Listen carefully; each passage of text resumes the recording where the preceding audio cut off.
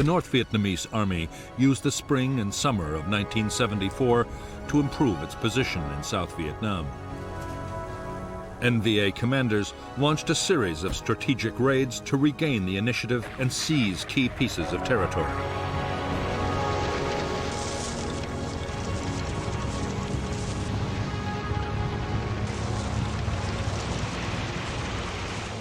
In 5 months of fighting, the North Vietnamese succeeded in gaining most of the ground they wanted.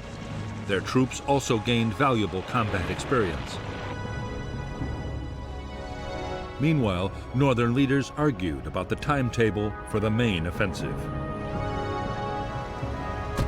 At the 21st plenum held in Hanoi in October 1973, they decided to give priority to a military rather than a political offensive. While Giap remained chairman of the military committee, the day-to-day running of the army went to Van Thien Dung.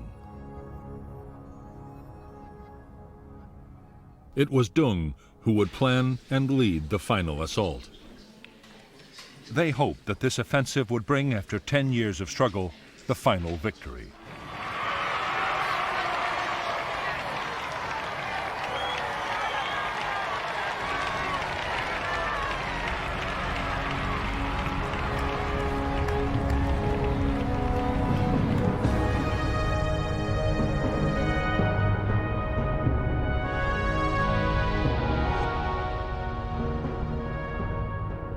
By December 1974, the North Vietnamese Army's main supply route from the demilitarized zone to Loc Ninh was complete.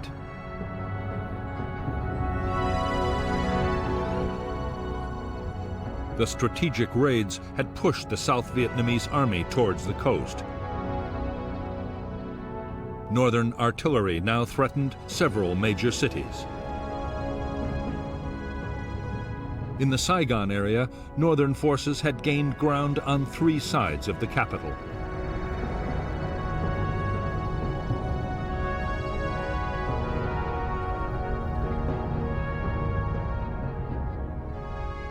The new North Vietnamese plan was to try and seize Dong Xoa, a vital road junction controlling access to Saigon from the east.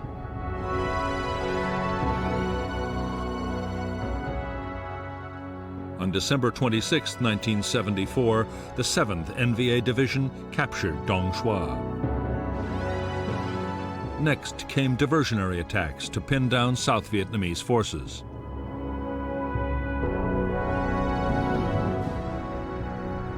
Phuc Long, an important province and city, was now threatened by 2 NVA divisions and 2 infantry regiments, backed by tanks and artillery.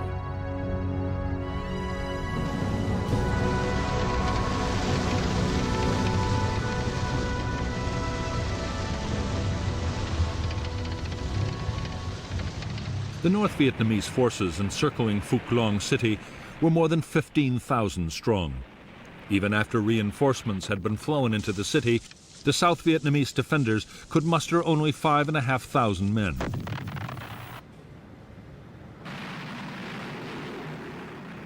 The Southern Air Force was short of serviceable planes, and faced by heavy anti-aircraft defenses, it achieved almost nothing.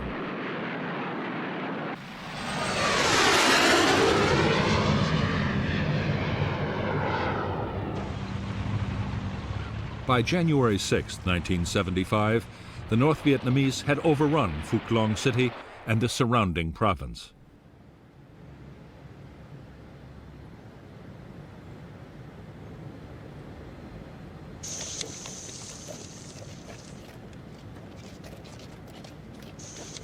The loss of Phuc Long was a disaster for the South Vietnamese. Confidence in President Thieu fell to a new low. The skill and strength of the North Vietnamese divisions had been a shocking revelation.